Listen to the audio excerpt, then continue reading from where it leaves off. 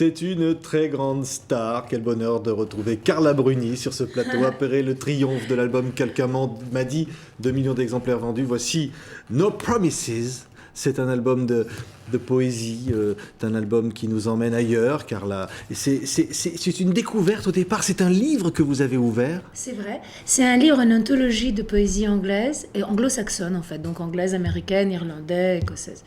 Et dans ce livre de poésie, il y avait au tout début, le 14e, 15e, 16e siècle, des poèmes extrêmement merveilleux, mais en même temps dans une langue qui nous est presque inconnue. Moi, je parle anglais couramment, mais il y avait des mots vraiment inconnus venant du passé, puis aussi beaucoup de poèmes religieux, donc c'était absolument merveilleux.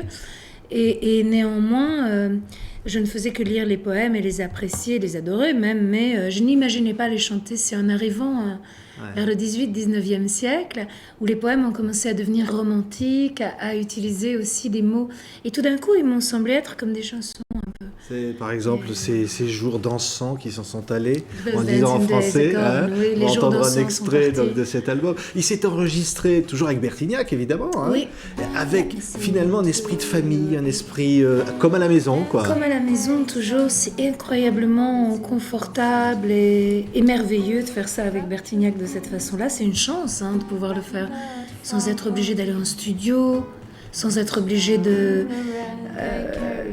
d'avoir des horaires précis. On le fait à la maison, on utilise toutes les guitares de Louis en bois, on a même utilisé des balais pour faire des balais, des balayettes.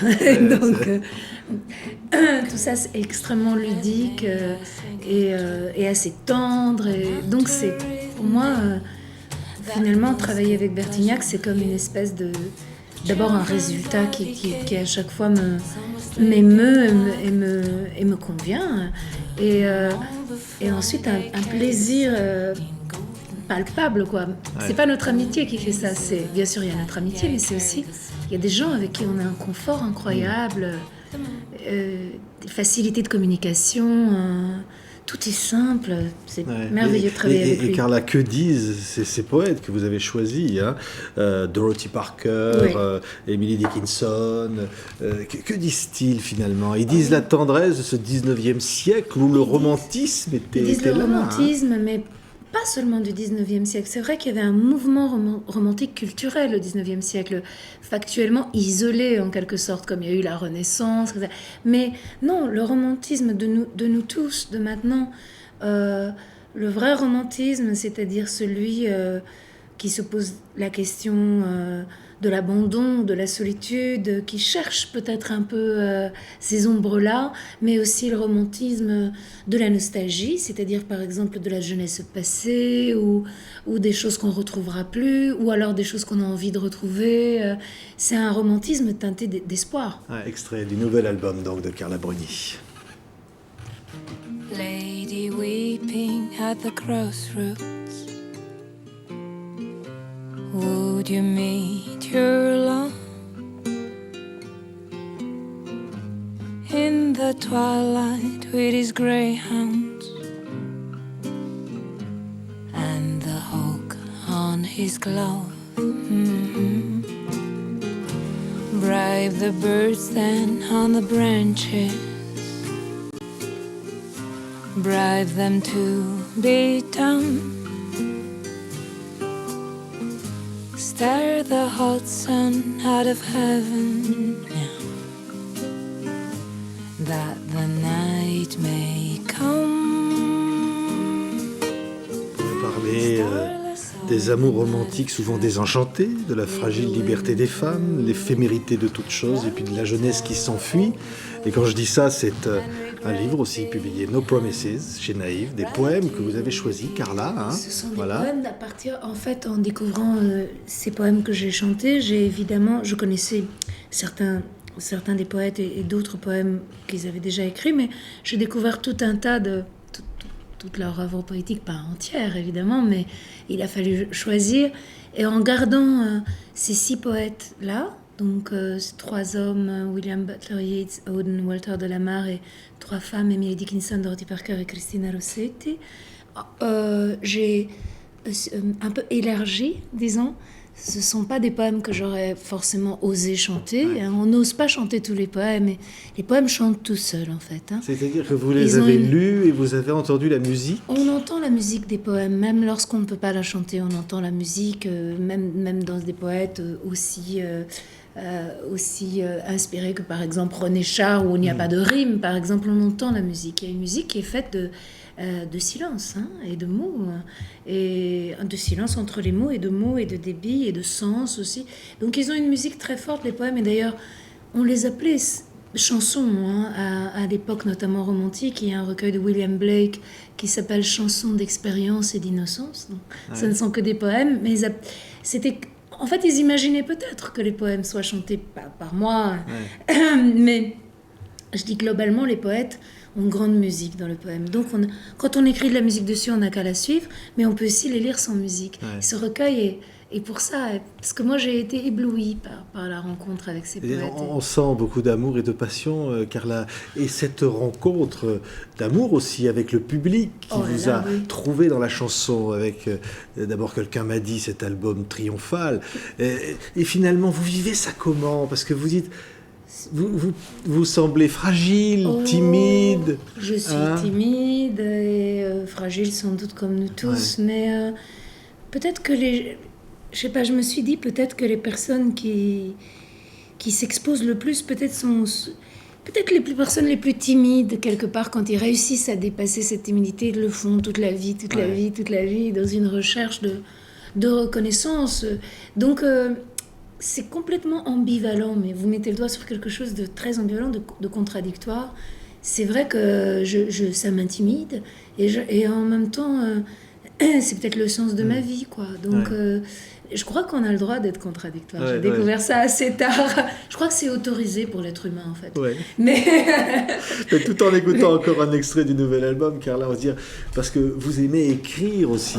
Quand vous écrivez la musique ou les paroles, là, c'est la musique, puis c'est cette voix qui est votre personnalité. Vous aimez finalement apporter des mots comme ça aux émotions, ce que l'on ressent dans la vie. Oh oui, j'aime beaucoup, ça me soulage même de la vie, et ça me permet de prendre distance avec la vie. En même temps, les moments où on écrit, je parle des paroles, hein, parce que les paroles vont un peu... Autant la musique, c'est plus ludique, c'est sans poids, en quelque sorte, c'est comme une plume. Mais les paroles, évidemment, on puise un petit peu plus. Donc, à l'écriture des paroles, on a l'impression que... le moment où on les écrit, on a l'impression qu'on va se remettre de rien. Mais c'est dure quelques heures ou quelques jours seulement. Et après, au lieu, on voit que c'est comme un mouvement, en fait, fait pour pas rester justement sur rien, et seulement sur ce sentiment qui peut être oppressant, angoissant, ou simplement triste ou heureux, mais tous les sentiments qui sont une petite marche au-dessus de la normale, en sensation aiguë, sont difficiles à supporter. Et c'est finalement cela qu'on écrit. Mais ça peut venir d'une chose banale de l'existence quotidienne, ça n'a pas besoin de venir... Ça peut venir d'une grande douceur, par exemple. C'est pas toujours le cœur serré que j'ai... En tout cas, moi, j'écris pas le cœur serré, mais j'écris... la peau réveillée, si vous voulez. C'est un état de sensibilité, en vérité. Et j'aime beaucoup ça. Et ça rencontre la sensibilité des autres, parce que finalement, vos chansons déjà font partie de la vie, rappellent leurs propres émotions à ceux qui les aiment, et qui désormais, par le succès, on peut dire que ces chansons-là, ils les chantent, ils les connaissent par cœur. C'est un hasard, c'est une chance, hein, parce qu'il y a des très belles chansons qui sont pas tout de suite rentrées dans l'oreille des gens. Donc c'est une chance de pouvoir dire vraiment le fond de son cœur, et en même temps de toucher les gens. Et c'est une chance pour moi d'avoir été reconnue. Pour moi, d'avoir été reconnue en France, pays de la littérature, de la poésie, de la grande littérature, disons-le clairement, pays très littéraire, langue très exigeante, avoir été reconnue par les Français, par le public, par les critiques, par les Français quelquefois érudits, qui m'ont écrit des lettres en disant, comme si moi j'ai écrit par hasard, de temps en temps j'ai peur. J'ai peur que ça ne revienne plus, vous voyez, c'est pas que je ne suis pas Victor Hugo, vous voyez, c'est pas que j'écris des lettres en vers, mais ça a été un bonheur pour moi. Mais finalement, on dit que les secrets se révèlent, c'est ça? Oui, les secrets se révèlent. The secret is out, comme le dit une chanson de cet album. Un texte de Auden merveilleux qui dit « Il y a toujours un secret, il y a toujours quelque chose derrière quelque chose. Il y a toujours quelque chose derrière un soupir, il y a quelque chose derrière cette lady qui danse et il y a quelque chose derrière cet homme qui boit trop. Il y a quelque chose. Il y a un secret qui est parfois un secret général et parfois c'est un secret complètement intime. Mais il guide notre vie. Voilà, il explique que notre vie est toujours guidée par quelque chose qui nous est pas forcément qu'on ne ressent pas forcément directement, qu'on ne peut pas penser, qu'on ne peut pas parler. Et les poèmes de Auden sont absolument merveilleux. Ils sont des poèmes des années 30, 1930, et ils sont particulièrement anglais, c'est vrai, mais aussi particulièrement tendres. Il y a ce merveilleux poème qu'il avait écrit pour la mort de son compagnon, qui s'appelle Funeral Blues, qui est assez célèbre, où il demande à tout le pays de s'arrêter, arrêter les montres, couper le téléphone, empêcher le chien d'aboyer, dites aux oiseaux de se taire, c'est un merveilleux poème qui est célèbre d'ailleurs parce qu'il a été utilisé dans un film 4 mariages et enterrements. Il y a dans l'enterrement, il y a ce poème récité. C'est un poème comme on trouve chez Aragon, où c'est un poème où il y a tout. Il y a l'amour perdu, mais il y a aussi le bonheur d'avoir aimé, et aussi cette phrase qui dit « Un seul être vous manque et le monde est dépeuplé ». Cette phrase-là, elle est tout au long du poème, et la volonté d'arrêter le ciel, d'arrêter le soleil, d'arrêter la lune, d'arrêter les oiseaux, c'est une chose... Et donc ça, pour moi, c'est le romantisme. Merci Carla Brunet. No Promises, Merci simplement la promesse d'un très bel album. Merci d'avoir été l'invité aujourd'hui avec nous. Merci.